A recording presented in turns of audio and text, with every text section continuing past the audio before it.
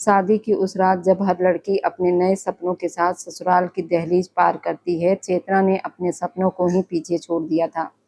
ढोल की आवाजें, हंसी खुशी से भरा आंगन, रिश्तेदारों की भीड़, सब कुछ वैसा ही था जैसा होना चाहिए। लेकिन दूल्हे रजत की आंखों में वह अपनापन नहीं था जिसकी उम्मीद हर दुल्हन करती है। रजत शहर में पला बड़ा, अपनी मर्जी का आदी, घर का इकलौता बेटा था जिसकी हर बात को घरवाले सिर आंखों पर रखते थे। उसकी बहनें भी उसी के फैसलों के आगे चुप हो जाती थी। और आज उसी रजत की शादी एक ऐसी लड़की से हो गई थी जिसे उसने कभी चाहा ही नहीं था। चेतना एक छोटे से गांव की पढ़ी लिखी संस्कारी लड़की जिसकी परवरिश ने उसे झुकना सिखाया था लेकिन टूटना नहीं। मगर इस रिश्ते में कदम रखते ही उसे समझ आ गया था कि यहाँ उसे सिर्फ निभाना नहीं, खुद को साबित भी करना होगा। रजत उससे 15 साल बड़ा था। उसके ख्याल, उसकी दुनिया, उसकी सोच, सब कुछ चेतना से अलग था। और सबसे बड़ी बात, इस शादी में उसका दिल कहीं शामिल ही नहीं था। जब चेतना ने पहली बार घूंघट के पीछे से अपने पति को देखा तो उसे एहसास हो गया था कि वह उसके लिए सिर्फ एक जिम्मेदारी है, कोई ख्वाहिश नहीं, कोई चाहत नहीं। और उसी पल चेतना ने चुपचाप अपने दिल को समझा लिया कि अब उसे प्यार मांगना नहीं, कमाना पड़ेगा। हर सुबह वो सबसे पहले उठती, घर के हर सदस्य की पसंद नापसंद याद रखती, बिना कुछ कहे हर काम करती, हर बात में खुद को ढालती, क्योंकि उसे सिखाया गया था कि एक अच्छी बहू वही होती है जो अपने ससुराल को अपना घर बना ले। लेकिन किसी ने ये नहीं बताया था कि उस घर में खुद के लिए एक कोना कैसे बचाया जाता है। दिन भर की भाग दौड़ के बाद जब रात होती तो वह उसी कमरे में जाती जहां उसका अपना पति उसके लिए अजनबी बन बैठा होता। तब उसकी आंखों में नींद नहीं, सवाल होते थे, क्या शादी सिर्फ एक समझौता है? क्या एक लड़की का फर्क सिर्फ देना ही होता है? क्या उसे कभी बिना मांगे भी कुछ मिलेगा? लेकिन हर सवाल के जवाब में वह सिर्फ एक ही फैसला करती, नहीं, वह हार नहीं मानेगी, चाहे उसे अपनी खामोशी बेचनी पड़े, अपने आंसू छुपाने पड़े, अपनी ख्वाहिशों का गला घोटना पड़े। वह इस रिश्ते को टूटने नहीं देगी, क्योंकि उसके लिए ये शादी सिर्फ एक रिश्ता नहीं, उसकी पूरी दुनिया थी। धीरे धीरे उसने अपने हंसी को कम कर दिया, अपनी पसंद को भुला दिया, अपने सपनों को सुला दिया और खुद को इस कदर बदल लिया कि उसे पहचानना मुश्किल हो जाए। लेकिन फिर भी रजत के दिल का दरवाजा उसके लिए बंद ही रहा।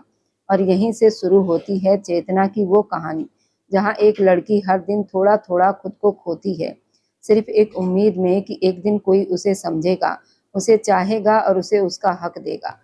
क्योंकि एक लड़की को अपने ससुराल में जगह बनाने के लिए सिर्फ घर नहीं, दिल भी जीतना पड़ता है। और ये जंग दुनिया की सबसे खामोश और सबसे दर्दनाक जंग होती है।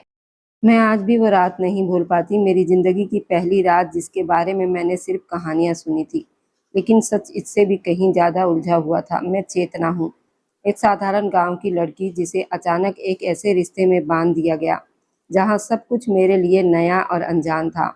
मेरी शादी रजत से हुई थी जो मुझसे 18 साल बड़ा था। मैंने कभी सोचा भी नहीं था कि मेरी जिंदगी इस मोड़ पर आकर इस तरह बदल जाएगी। रजत शहर में रहने वाला एक गंभीर स्वभाव का इंसान था, जबकि मैं अभी अभी बचपने और मासूमियत के बीच कहीं खड़ी थी। हमारी शादी पूरे हिंदी रीति रिवाजों के साथ हुई थी। 7 फेरे, सिंदूर, मंगलसूत्र, परिवार वालों की खुशियाँ, सब कुछ बहुत सुंदर था। लेकिन मेरे दिल में एक अजीब सा डर था। उस रात जब वो मेरे करीब आया तो मेरे दिल की धड़कन जैसे रुक गई। मुझे कुछ समझ नहीं आ रहा था। मैं घबरा गई, डर गई और बस यही चाहती थी कि वह पल किसी तरह गुजर जाए। रजत ने शायद मेरे डर को महसूस कर लिया था, इसलिए वह अचानक मुझसे दूर हो गया। मैंने उसे जाते हुए देखा तो दिल में एक अजीब सी खालीपन महसूस हुआ, जैसे मैं पहली ही रात हार गई हूँ। उसकी बाहों ने मुझे बहुत कुछ समझाया था कि पति को कैसे अपना बनाना है, मगर मैं इन सब बातों से अनजान थी।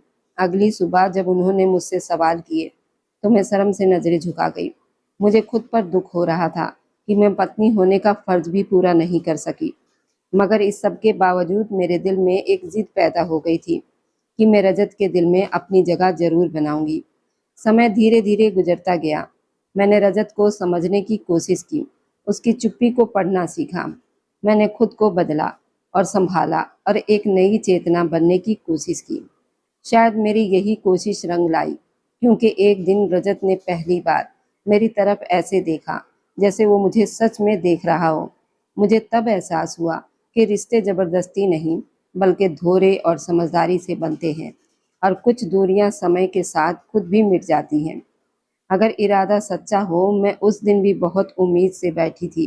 दिल चाहता था कि रजत मेरे करीब आए, मुझसे बात करे, मगर वह अचानक उठा और चुपचाप बालकनी में चला गया। उसकी ये बेरुखी मेरे दिल पर ऐसे लगी जैसे किसी ने अंदर ही अंदर कुछ तोड़ दिया हो।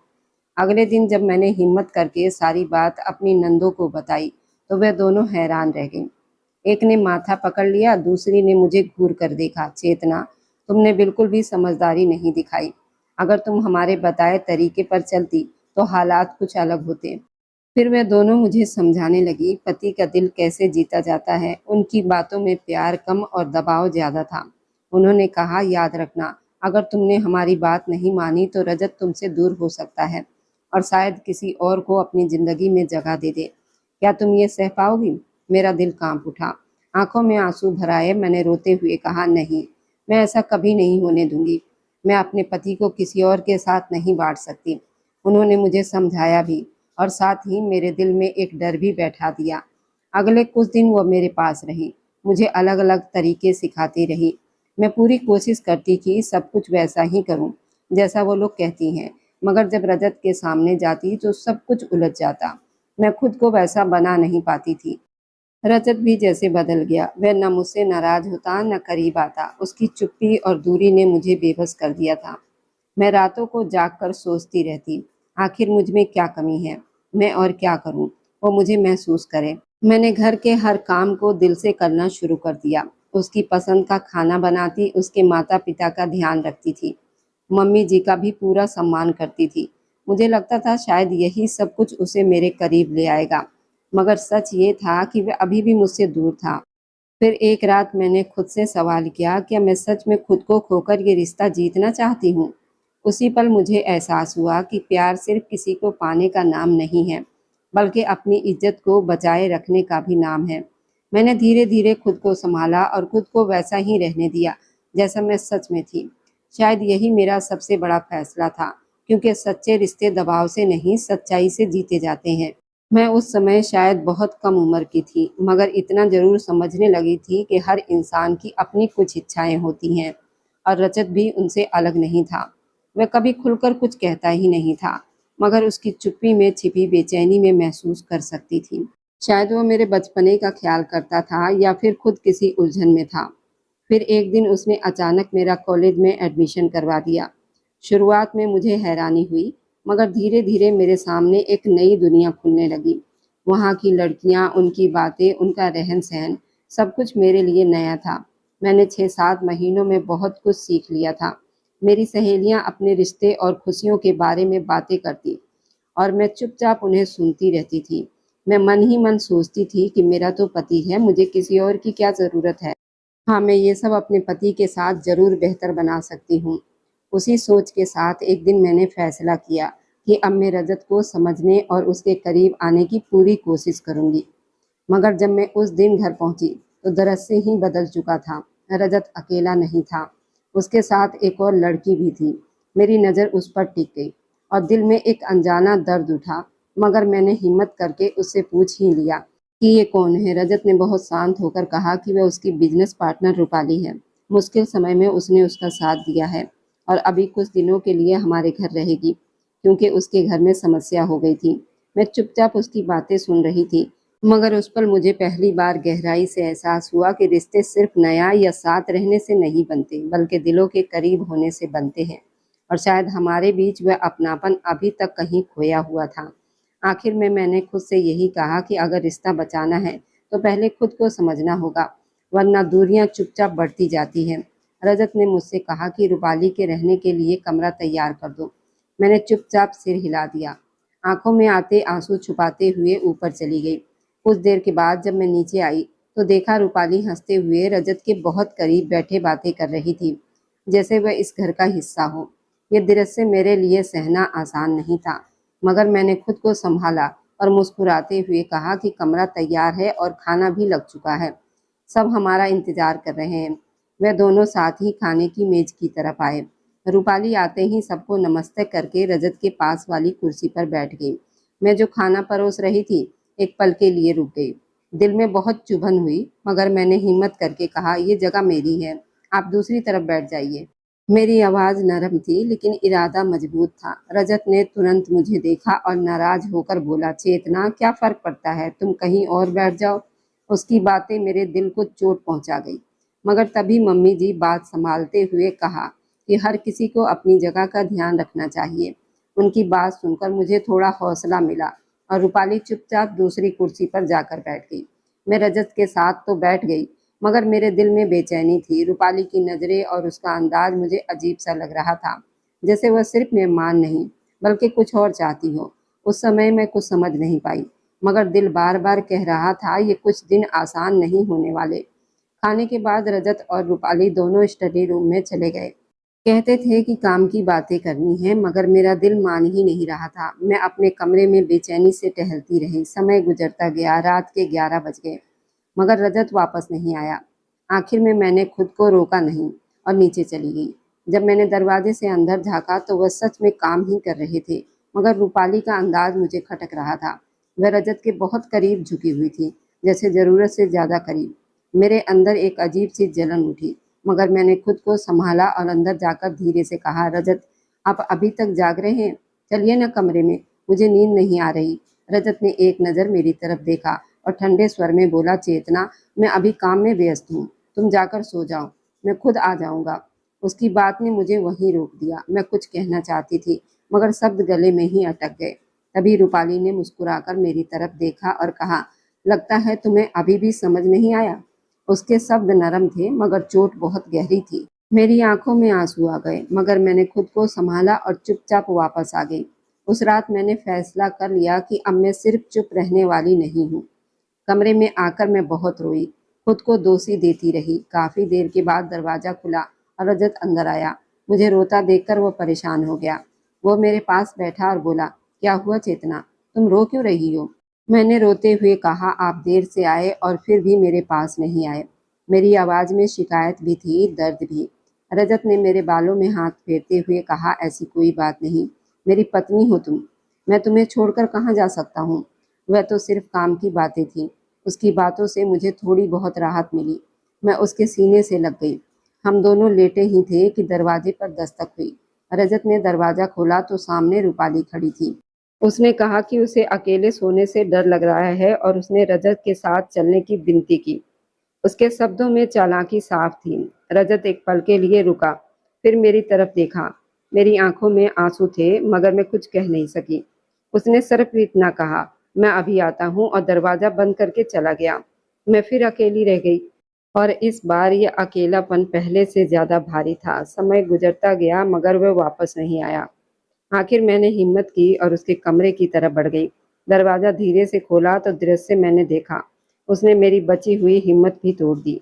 वे दोनों एक दूसरे के बहुत करीब थे। उस पल मुझे लगा जैसे सब कुछ खत्म हो गया। मैंने कांपती आवाज में कहा, ये क्या हो रहा है? रजत चौंक कर उठा, रूपाली भी घबरा गई। मैंने आंसुओं के साथ कहा, आप तो कहकर गए थे कि अभी आते हैं, और यहाँ ये सब। उसी पल मुझे जवाब से ज्यादा अपनी सच्चाई समझ आ गई थी। कभी कभी सच सामने आने में समय लगता है, लेकिन जब आता है तो इंसान को अंदर से पूरी तरह बदल देता है। जब मैंने वह दृश्य देखा तो एक पल के लिए जैसे सब कुछ रुक गया। रजत की शर्ट के बटन खुले हुए थे और वह घबराकर तुरंत बैठा, जबकि रूपाली हैरानी से सब कुछ समझने की कोशिश कर रही थी। उसने तुरंत खुद को संभाला और मासूम बनने का नाटक करते हुए बोली, मुझे लगा ये मेरे पति हैं, मुझे नहीं पता था कि आप यहाँ आ जाएंगी। उसकी आंखों में आंसू थे, लेकिन अब उसकी चालाकी मुझे साफ दिखाई दे रही थी। रजत ने भी बात को वहीं खत्म करना चाहा और चुपचाप बाहर निकल गया, जैसे उसमें सच का सामना करने की हिम्मत ना हो। जैसे ही वह बाहर गया, मेरे अंदर दबा हुआ सारा गुस्सा भड़क उठा। मैं उसके करीब गई और बिना कुछ सोचे उसके बालों को जोर से पकड़कर झटका दिया। खबरदार, अगर दोबारा मेरे पति के करीब आने की कोशिश की, वह सिर्फ मेरे हैं। मेरी आवाज़ में गुस्सा भी था और दर्द भी। मैंने उसे सख्ती से चेतावनी दी और फिर खुद को संभालते हुए कमरे से बाहर आ गई। रूपाली गुस्से से तड़प रही थी, लेकिन उसकी आंखों में अब भी वही जिद थी, जैसे वह हार मानने वाली ना हो। जब मैं वापस अपने कमरे में आई तो रजत पहले से वहां मौजूद था, परेशान होकर मेरा इंतजार कर रहा था। उसने मेरा हाथ पकड़ने की कोशिश की, मगर मैंने तुरंत झटक दिया, मुझे हाथ मत लगाइए, मुझे आपकी कोई बात नहीं सुननी। मेरी आवाज़ ठंडी थी, जैसे अंदर का सारा दर्द अब खामोशी में बदल गया हो। मैं बिस्तर पर जाकर लेट गई, मगर नींद कहाँ आने वाली थी। आंसू चुपचाप बहते रहे और मैंने उससे बात करना भी ठीक नहीं समझा। रजत बार बार मुझे बुलाता रहा, मगर मैंने जवाब देना छोड़ दिया। उस रात हमारी खामोशी सब कुछ कह गई थी। सुबह जब वो उठा तो कमरे में मैं नहीं थी। मैं नीचे जाकर नाश्ता तैयार कर चुकी थी, जैसे कुछ हुआ ही ना हो। मगर सच ये था कि सब कुछ बदल चुका था। मैंने उसके सामने बैठकर भी उससे कोई बात नहीं की। वो मुझे देख रहा था जैसे कुछ कहना चाहते हो, मगर अब मैं सुनने के लिए तैयार नहीं थी, क्योंकि कभी-कभी एक पल की सच्चाई पूरे रिश्ते की नींव हिला देती है। और उस दिन मैंने सीख लिया था, खामोशी भी बहुत कुछ कह जाती है, बस सुनने वाला चाहिए। उस दिन भी सब कुछ मेरे सामने हो रहा था, मगर मैं कुछ कर नहीं पा रही थी। रूपाली ने जल्दी करने को कहा तो रजत ने बिना मेरी तरफ देखे ही खाना खत्म किया। उसके साथ ऑफिस के लिए निकल गया। मैं वहीं बैठी रह गई और मेरी आंखों से फिर से आंसू बहने लगे। मुझे समझ नहीं आ रहा था मैं किससे मदद मांगूं, कौन मेरा दर्द समझेगा। दिल में बार बार यही डर आ रहा था कि रूपाली हर मौका अपने हाथ से नहीं जाने देगी। वह जरूर रजत को अपने जाल में फंसाने की कोशिश करेगी। अगर वह सफल हो गई तो मेरा क्या होगा। उसी उलझन में थी कि मम्मी जी ने मुझे देख लिया। मेरी हालत देखकर वह तुरंत मुझे अपने कमरे में ले गईं। उनकी नरमी ने मेरा हौसला तोड़ दिया और मैंने रोते हुए उन्हें सब कुछ बता दिया। वह भी परेशान हो गई, मगर फिर मुझे समझाते हुए बोली, बेटा तुम्हें हिम्मत से काम लेना होगा। रिश्ता मजबूत करने के लिए कभी कभी धैर्य सबसे बड़ा हथियार होता है। उनकी बातों में दिलासा भी था और चिंता भी। मैंने उनसे पूछा कि आखिर मैं क्या करूं? रजत मुझे देखें, मुझे महसूस करें, मगर जवाब शायद किसी के पास भी आसान नहीं था। उस दिन के बाद मैंने फैसला कर लिया कि अब मैं खुद को पीछे नहीं रखूंगी। मैंने अपनी झिझक को एक तरफ रख दिया और कोशिश की कि मैं अपने रिश्ते को बचाने के लिए जो कर सकती हूँ वो करूँ। शाम बीत गई, रात हो गई, मगर रजत वापस नहीं आया। दिल बेचैन होता जा रहा था। मैंने घर वालों को खाना खिलाकर सुला दिया, मगर खुद जागती रही। रात के करीब 12 बज रहे थे। दरवाजा खुला। रजत रूपाली के साथ अंदर आया। वह आधी बेहोशी की हालत में लग रहा था। रूपाली उसे सहारा दे रही थी। ये दृश्य देखकर मेरे अंदर कुछ टूट कर बिखर गया। मैं तुरंत उनकी तरफ बढ़ी। दिल में हजारों सवाल थे, मगर जुबान जैसे साथ छोड़ रही थी। उसी पल मुझे गहराई से एहसास हुआ, अगर मैंने खुद अपनी जगह के लिए खड़ा होना नहीं सीखा तो कोई और आकर मेरी जिंदगी का फैसला कर देगा। और कभी कभी चुप रहना सबसे बड़ी गलती बन जाता है। मैंने जैसे ही रजत को उस हालत में देखा, मेरा दिल जोर से धड़कने लगा। मैं तुरंत उसके करीब गई और घबराकर पूछा, ये क्या हुआ आपको? मगर वो बेहोशी की हालत में था। उसकी आंखें भी ठीक से नहीं खुल रही थी। मेरी नज़र तुरंत रूपाली पर गई। मेरे अंदर का गुस्सा फूट पड़ा। तुमने क्या किया इनके साथ? ये इस हालत में पहले कभी नहीं आए। सच बताओ रूपाली।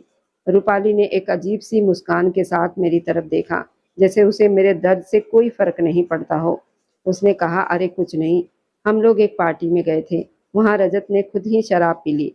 और तुम तो जानती हो ऐसे में किसी को होश कहाँ रहता है। उसके बोलने का तरीका ताना मारने जैसा था और उसकी आंखों में अजीब घमंड दिखाई दे रहा था। फिर वह थोड़ा झुककर बोली, वैसे उन्होंने तो मुझसे अपने प्यार का इजहार भी किया है, देखना चाहोगी? मैंने तुरंत सिर हिलाकर मना कर दिया, नहीं, तुम झूठ बोल रही हो, मेरे रजत ऐसे नहीं है। मेरी आवाज़ टूट रही थी, मगर दिल फिर भी यकीन करने को तैयार नहीं था। तभी उसने मुझे एक वीडियो दिखाया जिसमें रजत साफ तौर पर होश में नहीं था, मगर दृश्य ऐसा था, मेरे दिल के टुकड़े हो गए। मेरी हिम्मत जवाब दे गई, हाथ ढीले पड़ गए और मैं जैसे वहीं टूट गई। रूपाली जोर से हंस पड़ी। अब भी कुछ कहना है या सच मान लोगी? उसके सब तीर की तरह मेरे दिल में लगे। मैंने मुश्किल से खुद को संभाला। रजत को उसके सहारे से अलग करके अपने कमरे की तरफ ले गई। दूर हो जाओ मेरी नज़रों से, तुम्हें मैं बाद में देख लूंगी, मैंने गुस्से और दर्द में कहा। उस रात मेरे अंदर सब कुछ टूट चुका था, मगर कहीं न कहीं एक एहसास भी जाग गया था। ये सब उतना सीधा नहीं है जितना दिखाया जा रहा है। कभी कभी सच को झूठ के पर्दे में इस तरह छुपाया जाता है कि इंसान अपनी ही सच्चाई पर शक करने लगता है। और मैं उस रात उसी दर्द और शक के बीच खड़ी थी। उस पल मुझे लगा था कि शायद मैं सब कुछ छोड़कर चली जाऊंगी, मगर न जाने कहाँ से हिम्मत आ गई थी। मैंने रजत को उस हालत में भी खुद से दूर नहीं होने दिया और उसे अपने कमरे में ले आई। रूपाली के चेहरे पर साफ नाराजगी दिखाई दे रही थी, जैसे उसकी योजना असफल हो गई हो। उसकी आंखों में अजीब गुस्सा और जिद थी, जैसे वह अब किसी भी हद तक जाने को तैयार हो। अगले दिन हमें एक दावत में जाना था जहां घर के सभी लोग मौजूद थे। रजत ने फोन करके बताया कि वो समय पर नहीं पहुंच सकेगा, मगर रात तक आएगा। मैंने उसकी बात मान ली, मगर दिल के अंदर बेचैनी खत्म होने का नाम ही नहीं ले रही थी। समय गुजरता गया, रात गहरी होती गई, मगर रजत नहीं आया। मेरी नंद ने मुझे दिलासा देने की कोशिश की, मगर मैं जानती थी कि बात इतनी आसान नहीं। मैंने घबराहट में कहा, आप नहीं जानती उस लड़की को, वह कुछ भी कर सकती है। मेरी आवाज में डर साफ सुनाई दे रहा था। मैं वहां बैठी रही, दिल में अजीब सी घुटन लिए, और बार बार यही सोचती रही कि आखिर रजत कहाँ है और किस हाल में है। मुझे अपने दिल की धड़कनें तक सुनाई दे रही थी, जैसे कोई खतरा बहुत करीब आ रहा हो। दूसरी तरफ रूपाली अपने ही जाल बुन रही थी। उसने मौका देखकर रजत को अपने करीब करने की कोशिश की, उसकी कमजोरी का फायदा उठाया, मगर शायद वह ये भूल गई थी, कुछ रिश्ते सिर्फ समय और धोखे से नहीं टूटते। उस रात मुझे पहली बार अपने रिश्ते की असली परीक्षा का एहसास हुआ कि प्यार सिर्फ बातें करने से नहीं, बल्कि मुश्किल समय में मजबूती से खड़े रहने से पहचाना जाता है। मुझे उस रात का हर पल आज भी याद है, जैसे समय वहीं रुक गया हो। जब हम सब अचानक उस कमरे में पहुंचे, तो सामने का दृश्य देखकर जैसे जमीन मेरे पैरों तले से निकल गई। रजत आधी बेहोशी की हालत में था और रूपाली उसके बहुत करीब थी, मगर उस पल कुछ साफ हो चुका था। जैसे ही दरवाजा खुला, रूपाली तुरंत पीछे हट गई और खुद को संभालने लगी। उसके चेहरे पर घबराहट साफ दिखाई दे रही थी। वह तुरंत सफाई देने लगी, मैंने कुछ नहीं किया, ये खुद मेरे करीब आए थे। उसकी आवाज कांप रही थी, मगर उसके शब्दों में सच्चाई नहीं थी। रजत की बहन आगे बढ़ी और उसने गुस्से में आकर रूपाली को जोर से पकड़ लिया।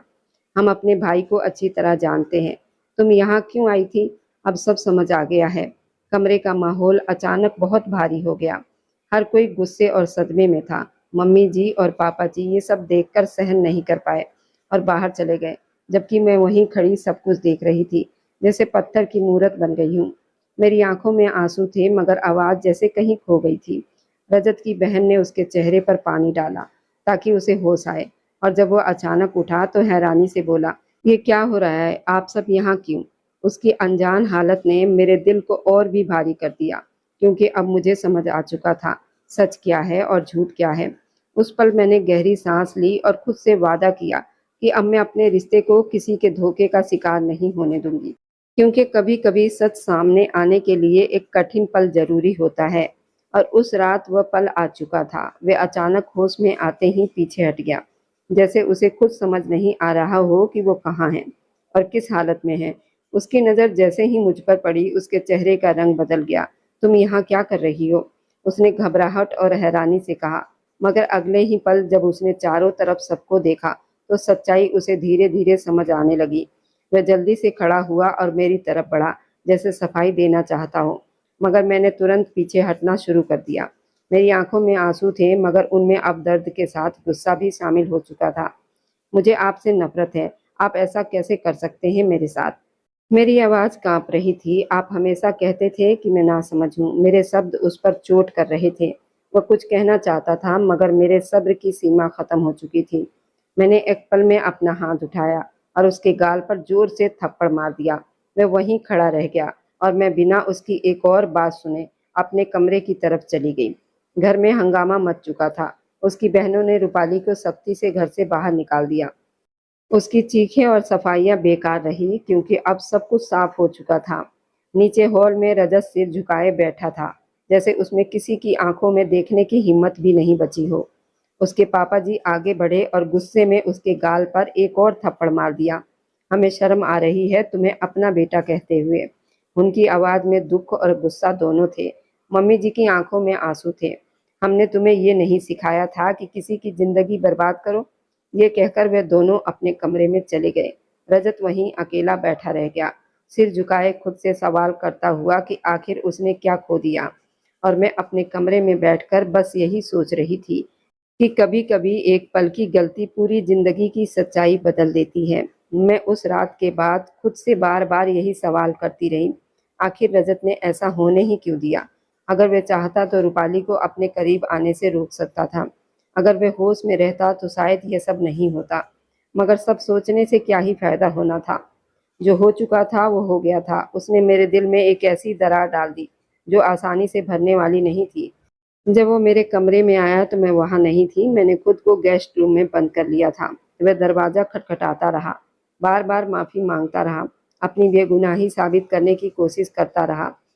मगर उस रात मैंने उसकी एक भी बात सुनना सही नहीं समझा। अंदर में रो रही थी और वह बाहर, मगर हमारे बीच अब सिर्फ दरवाजा नहीं बल्कि एक बड़ी दूरी खड़ी हो चुकी थी। सुबह जब मैं बाहर निकली तो वह तुरंत मेरे सामने आ गया। आंखों में बेचैनी लिए बोला, चेतना मेरी बात सुनो। मैंने कुछ नहीं किया। उसने मेरे साथ धोखा किया। वह सफाई दे रहा था, मगर मैं बिना रुके उसके पास से गुजर गई। अब उसके लिए मेरे पास समय नहीं था, जैसे उसके पास पहले मेरे लिए नहीं था। मैं सीधा नीचे आई और खुद को काम में व्यस्त कर लिया। नाश्ता बनाते हुए भी दिल भारी हो रहा था, मगर चेहरे पर खामोशी थी। नंद ने मुझे ध्यान से देखा, पूछा भी कि मैं ठीक हूँ या नहीं, और मैंने बस हाँ में सिर हिला दिया। कुछ बातें ऐसी होती हैं जो शब्दों में नहीं कही जाती।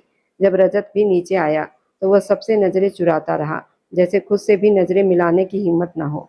उसी पल मैंने फैसला किया। मैंने पापा जी से कहा, मैं शॉपिंग पर जाना चाहती हूँ। शायद ये पहली बार था जब मैंने किसी से अपनी कोई इच्छा कही थी। वे तुरंत मान गए और मैंने उनके साथ चली गई। पूरा दिन बीत गया मगर मैं वापस नहीं आई, क्योंकि मैं सिर्फ शॉपिंग नहीं कर रही थी बल्कि खुद को नए तरीके से तलाश कर रही थी। जब शाम के बाद मैं वापस लौटी तो दरवाजे पर खड़े रजत की नजरें मुझ पर टिक गई, जैसे वो मुझे पहचानने की कोशिश कर रहा हो। मैं वही चेतना थी, मगर अब वैसी नहीं थी। मैंने अपने लंबे बाल कटवा दिए थे और खुद को एक नए रूप में ढाल लिया था। मेरे चेहरे पर अब मासूमियत के साथ आत्मविश्वास भी था, जो पहले कभी नहीं था। उस पल मैंने महसूस किया, कभी कभी टूटना जरूरी होता है ताकि इंसान खुद को फिर से जोड़ सके। और अब मैं वो पुरानी चेतना नहीं थी जो हर बात पर चुप रह जाए। मैं उस दिन खुद को आईने में देख रही थी, जैसे पहली बार खुद को पहचान रही हूँ।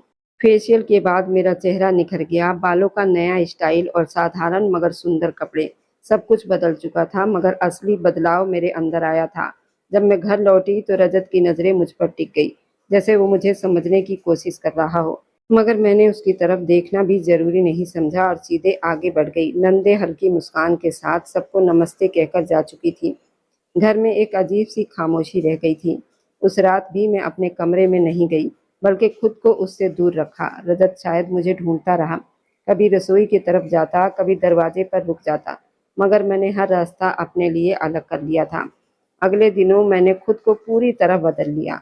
मैं उसके सामने आती जरूर थी, मगर ऐसे जैसे वो मेरे लिए अब कोई मायने नहीं रखता हो। वो मुझे देखता रहता, शायद वो कुछ कहना चाहता था, मगर मैं चुपचाप उसके पास से गुजर जाती।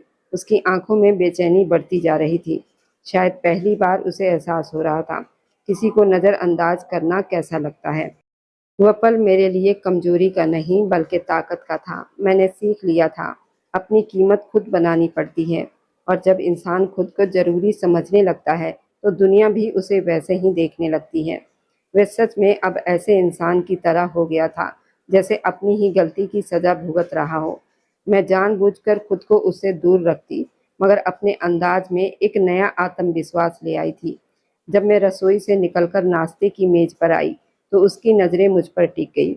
मैंने सादगी के साथ मगर बहुत सुंदर तरीके से खुद को तैयार किया था, और शायद पहली बार उसे एहसास हुआ कि मैं सिर्फ वो मासूम लड़की नहीं रही जो हर बात पर चुप हो जाती थी।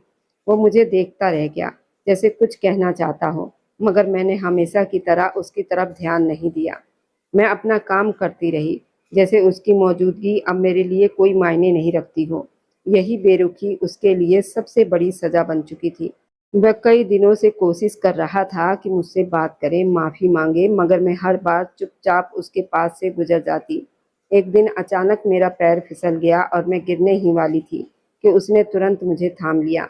एक पल के लिए हमारी नज़रें मिली, मगर मैंने तुरंत खुद को संभाला और उससे अलग होने की कोशिश की। उसी पल मैंने साफ शब्दों में कहा, मुझे छोड़ दीजिए। मेरी आवाज़ में वो नरमी नहीं थी जो पहले हुआ करती थी। वह शायद कुछ और कहना चाहता था, मगर मैंने खुद को उसकी पकड़ से छुड़ा लिया। अब वो बेचैन रहने लगा था, हर जगह मुझे ढूंढता, हर पल मेरा इंतजार करता, मगर मैंने खुद को उसकी दुनिया से निकाल लिया था। एक दिन जब मैं घर पर नहीं थी तो वो बहुत परेशान हो गया।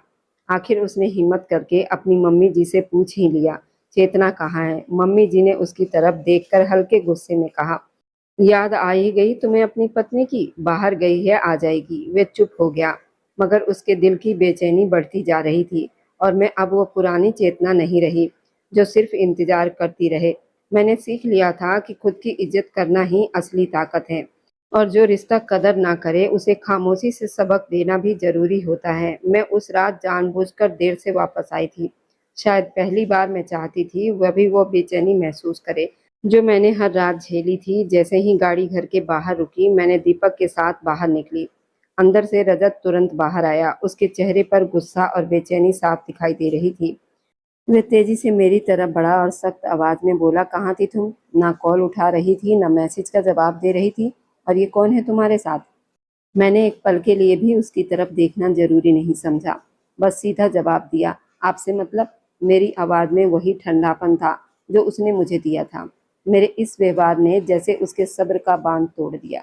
वे और ज्यादा गुस्से में आ गया। चेतना, तुम्हें कहा था ना कि किसी दूसरे लड़के के साथ बाहर मत जाया करो। वह दांत भींच कर बोला। उसकी बात सुनकर मेरे होठों पर हल्की सी मुस्कान आ गई। आपको याद है? मैंने उसकी आंखों में देखते हुए कहा, क्योंकि मुझे तो याद नहीं कि आपने मुझे कभी अपनी पत्नी समझा हो। फिर आपको मुझ पर हक किस बात का है? मेरे शब्द उस पर बिजली की तरह गिरे। दीपक चुपचाप एक तरफ खड़ा सब कुछ देख रहा था, मगर रजत की नजरें सिर्फ मुझ पर थी। मैंने बिना रुके आगे कहा, और हाँ, ये दीपक है मेरा दोस्त। मैं जहाँ चाहूँ जा सकती हूँ, जिसके साथ चाहूँ जा सकती हूँ। आपको जवाब देना जरूरी नहीं समझती। वह एक पल के लिए चुप रह गया, जैसे उसे यकीन ही नहीं हो रहा था ये वही चेतना है। उसने मेरा हाथ पकड़ लिया। ये क्या कर रही हो तुम? तुम्हें अपनी बातों का अंदाजा भी है? उसकी आवाज में गुस्से के साथ डर भी था। मैंने उसकी पकड़ से अपना हाथ छुड़ाया और सीधे उसकी आंखों में देखकर कहा, मैं वही कर रही हूँ जो मेरा दिल कर रहा है। और वैसे भी आपको तो रूपाली के साथ होना चाहिए था। कहीं आप उससे छुपकर तो नहीं आए, या वह भी आपके लिए जरूरी नहीं रही? मेरी बातों ने उसके अंदर की दीवार हिला दी थी। वह धीरे से बोला, मैं उससे कभी नहीं मिला और सुबह से तुम्हारा इंतजार ही कर रहा हूँ। उसकी आवाज में अब गुस्सा कम और बेबसी ज्यादा थी। मैं चुपचाप उसे देखती रही, क्योंकि अब शब्द नहीं एहसास बोल रहे थे। और उस पल उसे शायद पहली बार समझ आया था कि जिस दिल को वो नजरअंदाज करता रहा, वही दिल अब उससे दूर हो चुका था। मैंने उसकी आंखों में देखकर सब कुछ कह दिया था जो सालों से मेरे दिल में भरा हुआ था। आप भी तो रात रात भर घर से बाहर रहते थे। क्या कभी आपने मेरे कॉल उठाए? क्या कभी मेरे मैसेज का जवाब दिया? मेरी आवाज में दर्द भी था और ताना भी। जिस रात में आपका इंतजार करती रही, आप किसी और के साथ व्यस्त थे। ये कहते हुए मेरा दिल कांप रहा था, मगर मैंने खुद को कमजोर नहीं होने दिया। वह चुप खड़ा था, क्योंकि सच उसके पास भी कोई जवाब नहीं था। मैंने आगे कहा, जैसे आपने समय बिताया वैसे ही मैंने भी बिता लिया। आज मैं बाहर गई, अच्छा समय गुजारा, और हाँ, मुझे एहसास हुआ कि दुनिया वैसी नहीं जैसी मैं समझती थी। मेरे शब्द उसके दिल पर असर कर रहे थे और मैं पहली बार देख रही थी कि वह सच मेरी बातों से टूट रहा है। वो मेरे करीब आया, शायद कुछ कहना चाहता था, मगर मैंने तुरंत खुद को उससे दूर कर लिया। कृपया करके अब आप वहीं जाइए जहां आपको होना चाहिए। मैं थक चुकी हूँ और मुझे शांति चाहिए। ये कहकर मैं अंदर चली गई और दरवाज़ा बंद कर लिया। कमरे में आकर मैं कुछ पल खुद को संभालती रही, फिर नहाने चली गई, क्योंकि मेरे अंदर का तूफान रुकने का नाम ही नहीं ले रहा था। पानी शायद मेरे आंसुओं को छुपा सकता था, मगर दिल का दर्द नहीं। अचानक बिजली चली गई। मैं जल्दी से बाहर निकली, एक तौलिया ओढ़े और कमरे में रखी मोमबत्ती जलाई। रोशनी बहुत हल्की थी। माहौल में अजीब सी खामोशी थी। तभी मुझे महसूस हुआ कोई मेरे पीछे खड़ा है। मैंने घबराकर पीछे देखा और रजत को अपने सामने पाया। मैं डर गई, मगर उसने तुरंत मुझे रोक लिया, जैसे वो मुझे जाने नहीं देना चाहता हो। उसकी आवाज़ में गहरा दर्द था। तुम मुझे इस तरह नज़रअंदाज कैसे कर सकती हो? मैंने उसकी आंखों में देखा। वहाँ पछतावा भी था, बेचैनी भी, और शायद पहली बार सच्चे प्यार की झलक भी। उस पल मुझे एहसास हुआ, कई रिश्ते टूटने के बाद ही अपनी असली कीमत दिखाते हैं। मगर सवाल ये था, क्या हर टूटा हुआ रिश्ता दोबारा जुड़ सकता है? मैं उस पल को आज भी याद करती हूँ, जब वो अचानक मेरे सामने आकर खड़ा हुआ था। मैं हैरान थी और वो अपने जज्बातों पर काबू खो चुका था। उसकी बातों में एक अजीब जिद थी, तुम पर सिर्फ मेरा हक है, मगर अब उसके शब्द मुझे वैसे नहीं छू रहे थे जैसे पहले छूते थे। मैंने खुद को संभालते हुए सख्त आवाज में कहा, हक सिर्फ नाम का नहीं होता, उसे निभाना भी पड़ता है। मेरे ये शब्द उस पर गहरा असर छोड़ गए। वह कुछ पल चुप रहा, मगर उसकी आंखों में बेचैनी साफ दिखाई दे रही थी। जब उसने दीपक का नाम सुना तो जैसे उसके अंदर आग लग गई थी। वह गुस्से और जलन में उलझ गया, मगर उसे सच्चाई पता ही नहीं थी। मैंने साफ कहा, दीपक मेरा भाई है। ये सुनते ही जैसे उसके पैरों तले से जमीन खिसक गई। उसके चेहरे पर शर्म, हैरानी, पछतावा सब एक साथ आ गया। वह तुरंत पीछे हट गया, जैसे खुद से नजरें नहीं मिला पा रहा हो। मैंने गलत समझा। उसकी आवाज टूटी हुई थी। फिर पहली बार उसने सच्चे दिल से माफी मांगी। मुझसे गलती हो गई, मैं सच में शर्मिंदा हूँ। मैं उसे देखकर हल्का सा मुस्कुराई, क्योंकि सच ये था कि मैं उसे पहले ही माफ कर चुकी थी, मगर उसे अपनी गलती का एहसास दिलाना भी जरूरी था। मैंने धीरे से कहा, माफी मांगना आसान होता है, मगर भरोसा दोबारा बनाना बहुत मुश्किल। उस दिन के बाद वो बदलने लगा। कभी मेरे लिए छोटे छोटे तोहफे लाता, कभी मुझसे बातें करने की घंटों कोशिश करता, मगर मैंने जल्दी मानने का फैसला नहीं किया था। मैं अब वो पुरानी चेतना नहीं थी जो तुरंत मान जाए। मैंने उसे समझा दिया था, प्यार सिर्फ शब्दों से नहीं, व्यवहार से साबित होता है, और जो दिल टूट जाए उसे जोड़ने में समय लगता है। मगर अगर इरादा सच्चा हो तो मुश्किल चीजें भी आसान हो जाती हैं। मैंने उसकी आंखों में पहली बार सच्चा पछतावा देखा था, मगर मेरा दिल अब इतनी आसानी से मानने को तैयार नहीं था। वह रोज मेरे लिए कुछ न कुछ लाता, कभी फूल, कभी कपड़े, कभी छोटी सी चीज, मगर मैं सिर्फ देख कर रह जाती। अब मेरी खामोशी ही उसकी सबसे बड़ी सजा बन चुकी थी।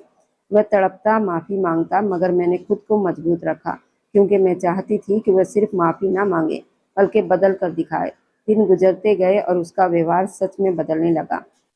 वे अब घर जल्दी आने लगा, अपने माता पिता के साथ समय बिताता और सबसे बढ़कर मुझे सम्मान देने लगा। उसने कभी जबरदस्ती करीब आने की कोशिश नहीं की, बल्कि दूरी को स्वीकार किया। शायद उसे समझ आ गया था कि टूटा हुआ भरोसा सिर्फ समय और सच्चाई से ही वापस आता है। एक दिन वो मेरे पास आया, खाली हाथ मगर सच्चे इरादे के साथ। उसने धीरे से कहा, चेतना, मैं तुम्हें पाने के लिए नहीं, बल्कि तुम्हें खोने के डर से बदल रहा हूँ। अगर तुम फिर भी मुझे स्वीकार ना करो तो मैं कुछ नहीं कहूँगा, मगर मैं पूरी जिंदगी यही कोशिश करता रहूँगा, तुम्हें मुझ पर गर्व हो। उसके ये शब्द मेरे दिल को छू गए।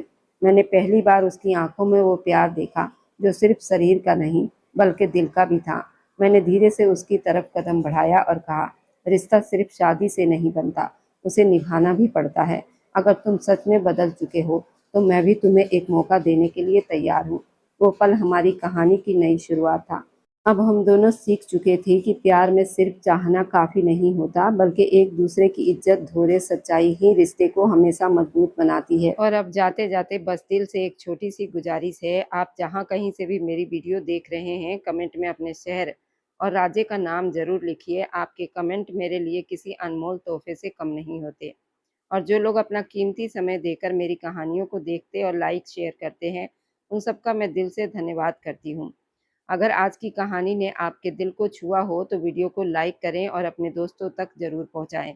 और हमारे इस छोटे से परिवार का हिस्सा बनने के लिए चैनल को सब्सक्राइब करना ना भूलें, क्योंकि आपका हर सब्सक्राइब मेरे लिए आपका प्यार और भरोसा है।